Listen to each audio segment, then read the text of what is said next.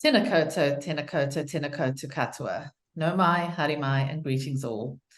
A warm welcome to today's episode of Parnell Eco Bites, which you probably know by now are short and sharp topical conversations in the eco space, 8 to 10 questions, one presenter released monthly. My name is Cheryl Adamson, and I'm the General Manager of the Parnell Business Association. And it's really a delight to welcome our guest today, not only as an amazing young entrepreneur, but also someone who's making our commitment to climate change goals with happy colors. With so much in the climate change space centered around fear, it's really refreshing to see somebody use creativity and color, and the concept of Bead and Proceed is just that. I certainly would love to do one of her workshops, and I'm sure businesses listening to this will jump at the opportunity for such a great team building idea. Bridget Williams brings not only her innovation, but also heaps of enthusiasm, I'm told. So I'd now like to hand over to Josephine Rudkin-Binks, who's a board member of the Parnell Business Association and our sustainability champion, to interview Bridget. Over to you, Joey. Kia ora, thank you. So it gives me great pleasure to introduce Bridget to you. So in 2018, Bridget took off her high court gown and put on a necklace. Thus, Bead and Proceed was born. Bead and Proceed is a social enterprise which inspires thousands to harness the power of creativity to action the 17 United Nations Sustainable Development Goals, or the SDGs as we know them. Since launching the social enterprise, she's educated over 12,000 people.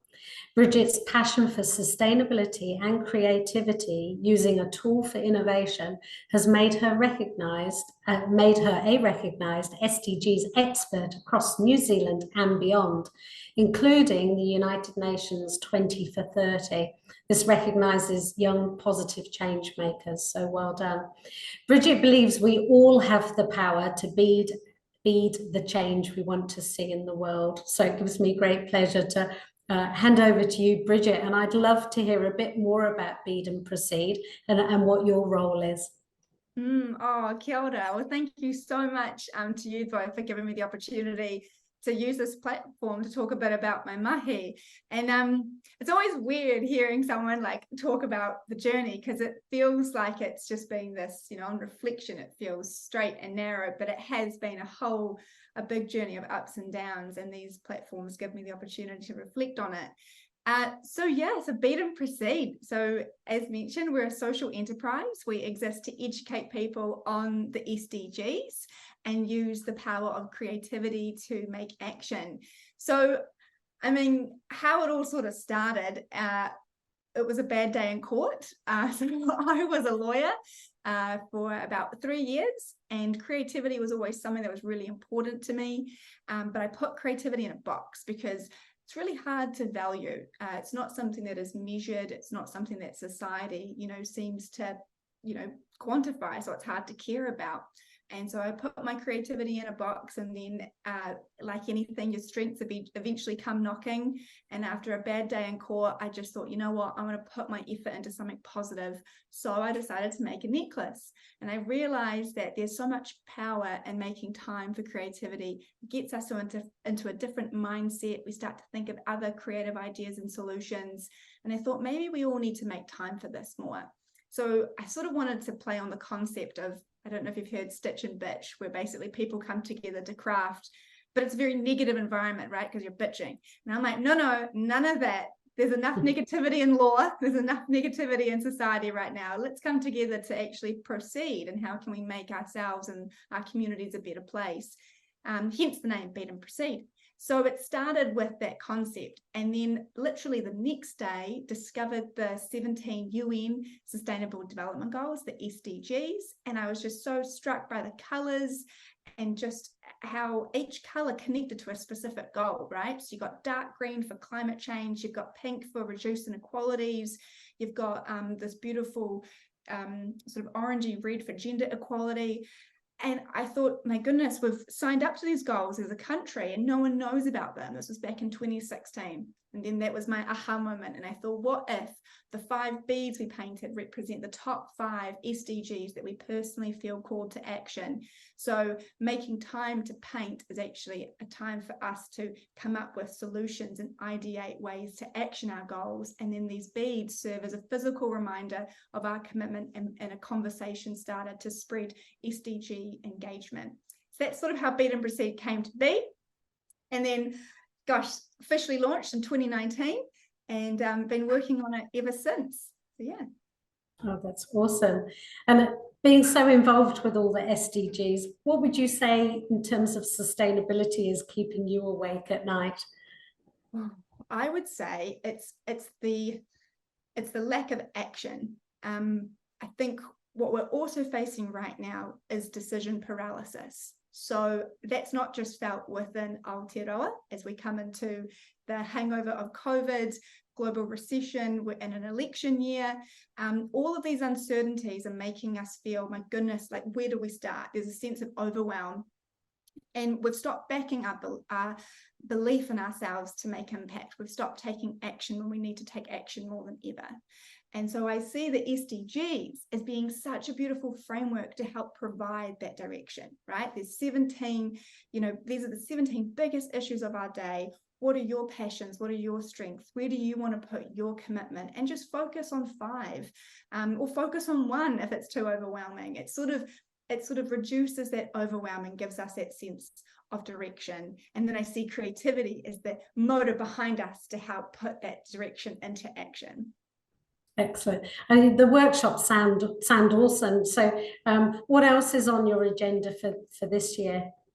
Oh man, so Bead and Proceed has definitely grown. So we started with that kit, the Bead and Proceed kit, which caters to 7 people, and all of our materials are ethically sourced and sustainable. We have to walk the SDG talk, right? We have our workshops, which is called Bead and Proceed Epic. And that was actually something that my husband came up with. He was like, what if you go into businesses and give them the opportunity to help them align to the relevant SDGs that they connect with as a business, down to target levels? Because that's the thing with the SDGs. There are 169 targets. They're not just fluffy colors or pretty words. They actually mean something, right? But then we sort of got shoulder tapped by conferences, and they said, we love this concept of bringing people together, connecting with creativity and using it to brainstorm. Could you do your workshops, but in 1 hour? And I'm like, don't know if that's possible, but let me think a bit about it. And so I have an incredible friend called Selena, who's a wonderful weaver. And what we do with our conferences, which we call Bead and Proceed Impact, is I deliver a keynote on the SDGs, get everyone up to speed, demystify the framework. And then throughout the conference, people paint 1 bead in the color of the goal they want to action. And then we weave the beads into a beautiful beaded mural, which serves as visual data, but also a symbol of weaving together our collective actions to make change. And then we also offer a report to go with the data as well, because that's really helpful for different conferences and sectors to know what the people care about and what they want to action. So there's a lot of conferences happening at the moment, September especially, that's like sustainability month basically. And because we're coming out of COVID, people are able to reconnect together, and creativity is a great way to do that. So got a lot of conferences, and just started a new program called the Proceed program as well, which actually captures those 3 areas, helping people step up in their sustainability, creativity, and leadership. So yeah, it's an exciting time for us. Busy, very busy. So your mahi includes sort of educating and inspiring. What do you think holds people back from action?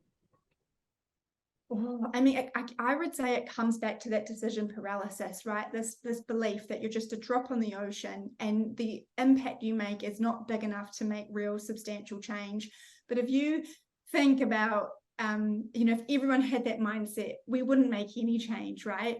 And I think that's something I'm really passionate about. And to know where you want to make change, that starts with knowing who you are, understanding we're not going to care about people and planet if we don't see ourselves as being part of that ecosystem, right? So we have to care about ourselves. We have to make that internal change if we're going to make that external impact. And that's where I see that leadership piece being really important. And I'm not meaning leading as in, you know, if you're a person who leads other people. I'm not specifically meaning like middle management. I'm meaning being the champion for yourself, getting familiar with what you care about, what you value. And so when it comes to making decisions and making sustainable choices, you know what the right one is because you've done that internal work to understand where you want to make that impact. And again, I see the SDGs as being a great tool to help channel that impact into that global action. I agree, and it has to resonate with people for people to embrace it, you know. So yeah, that's awesome. And the SDGs were obviously released in 2015, and to tackle poverty and support environmental protection. But we've only actually got just over 6 years left. So how do you think we're doing? Well, it's really sad. We have made, before COVID, we were making massive strides. And then COVID and the war in Ukraine and what's, you know, and just the effects of COVID have put a lot of people back into poverty, and we've gone, you know, significantly backwards. There's a wonderful report that's, well, wonderful in the way that it's great that it's out there, but the results are not wonderful. And it's put together by the Sustainable Development Solutions Network. And they take publicly available information and they track how each state is tracking towards the goals. And I believe the report from last year, and there's set to be a new one coming out around probably around this month, which will be exciting to see. I think Aotearoa is at number 23 on the SDG global rank. The year before that, we were at number 16, and the year before that, we were at number 11. So it's not to say that we're necessarily going backwards. It's that other states are moving forwards, which is great, but collectively, no state is on track to achieving all 17 SDGs by the 2030 deadline. And that's partly, you know, it's easy for us to think, oh man, well, what's the point? But then if we have that mentality, it becomes a self-fulfilled prophecy, right? And that's also why the SDGs, they go by many different names, and one of their names is the moonshot goals. So it's better that we shoot for the moon, land among the stars, than say, well, this is all too hard and this is, you know, this is just a bit of a pipe dream. But that's not the attitude I think we need. We need to be cautiously optimistic. And I think we also need to be using more positive methods to get us motivated, because if we don't have those methods, then we're just going to think, what's the point? And yeah, and that's where I see Bead and Proceed as being a tool to help people think and put themselves in that mindset. You were recognised, as I mentioned in your bio, by the UN for the 30-20-30. Tell us a little bit more about that. Yeah, so it's a network that is put together by UN Women, and honestly, gosh, I was like kind of surprised to get it. I saw, I mean, being in the field that I'm in, obviously I'm very connected to the UN, and I was really lucky as well to get some funding for Bead and Proceed back in the early stages from the UN, the United Nations Association Trust at the branch in Christchurch. So I've always been connected with UN. And then one day I saw them pop up on their Instagram that they had this network where they were calling for applications of people, I think it was below 30 or around 30 years of age, and they're looking for 30 applicants. And so I thought, oh, well, you know, this seems like these seem like my people. So I thought I would put an application in. I think I put it in on the last day. I don't really think I proofread it. I mean, I didn't really expect to get it, to get in. But yeah, and then they contacted me and we went through an interview process. And essentially it's a networking group. It's a community of other like-minded people who are championing the SDG framework. I would say this particular networking group is more focused on gender equality. So that's SDG 5, because we're not going to achieve the goals if only like half of the population have rights. So that's why the SDG 5 is such a crucial goal. And that's something that I'm really passionate about. It's not one of my 5, but I do see SDG 10, reduce inequalities, as an umbrella to all equality for everyone. Well done, that's great. I often see in annual reports, sustainability reports or company websites, sometimes a little bit of blurb about SDGs, the ones that they're focusing on, but who would you say, if you were to think of a company or an organisation, has really embraced the SDG framework and is really leading in this space? Yeah, that's a good question, because there are many different businesses that are doing great things using the SDGs to articulate their sustainable direction, or using the goals to articulate their values. But there is one business in particular, and I have to say I am a little biased because I've been with them on the journey since they made the start of, you know, becoming more sustainable. And one of the businesses that come to mind is the organization HRNZ, so Human Resources New Zealand. And what I love about what they've done is they recognize that I had a conversation with the CEO, Nick McKissick, and he said, look, these goals have been, you know, the issues we have where the goals are trying to action these challenges have been created by humans. It's going to take human intervention to achieve these goals. And so he recognizes that, you know, in businesses and organizations, what's the area that deals with humans? Well, that's human resources, that's HR. So they recognize that, you know, they're on a mission to inspire the HR community to really champion the goals, to embed the SDGs within, you know, company culture, within a company's values, within policy, and to do it in a really authentic way where they're inspiring people to connect with the goals personally. And I guess that's why they resonate with what Bead and Proceed does. So not only have HRNZ aligned to the relevant 6 SDGs, but they've also aligned to the relevant targets. They are also challenging themselves each year to go, you know, to do better than what they did last year. And that is, so what that looks like is they've developed SDG Week, where they are calling all the HR sector to, you know, champion the SDG framework over a week in September. And they also have a whole lot of free sustainability resources, from, you know, templates to help businesses align to the goals. They have a whole library of, you know, sustainable, I guess you'd call it like inspiration tools, from, you know, success stories to, you know, to sort of, I guess, a template to help people sort of start their sustainable journey. So I definitely see them. They are one that, I mean, they're one of many, but they are definitely a business that comes to mind that's really recognizing this is where we can make impact with, you know, the sector and the strengths that we have. Yeah, wow, what great mahi they're doing, and obviously with a lot of your intel and guidance as well. So well done. If there was one piece of advice you would give a business or an organization, what would that be? I would say just start. I think there's with the issues of, I mean, greenwashing is a really bad thing, but we can also go the other direction, which is glorifying sustainable perfection. And we're never going to get it perfect. And I think with social media platforms like LinkedIn, where businesses are sharing these massive, sexy, sustainable goals, it feels unachievable and it feels out of reach for businesses that are just starting their sustainable journey. And they're so afraid of getting it wrong that they don't, you know, they want to hold back until they have all their ducks in a row. But one, we don't really have the time to do that. And second, I think action creates clarity.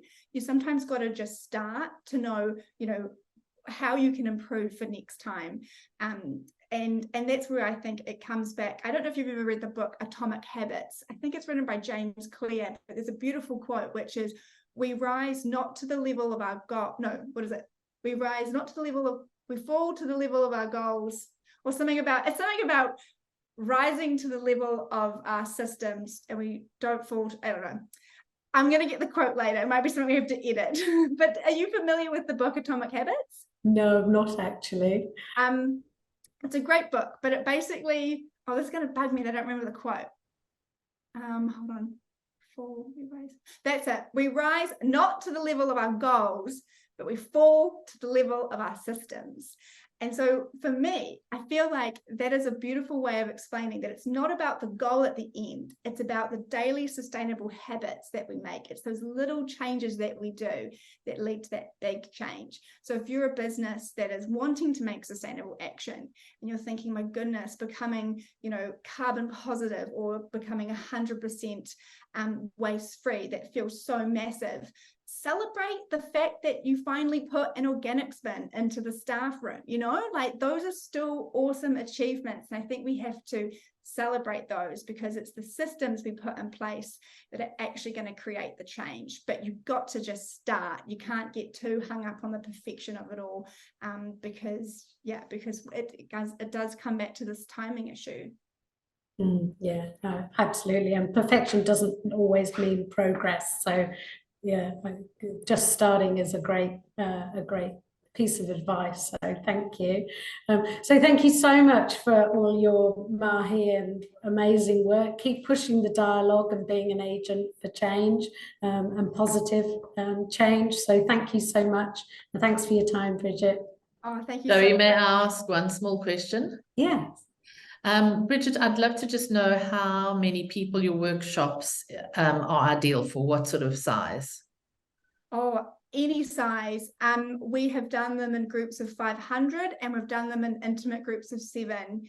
And the beautiful thing, with the workshop size is how it's structured is the presentations at the beginning, and then we go out into smaller groups where each person gets into smaller teams to paint their 5 beads and then Awesome. have that discussion. So it just depends on the size of the space that you've got.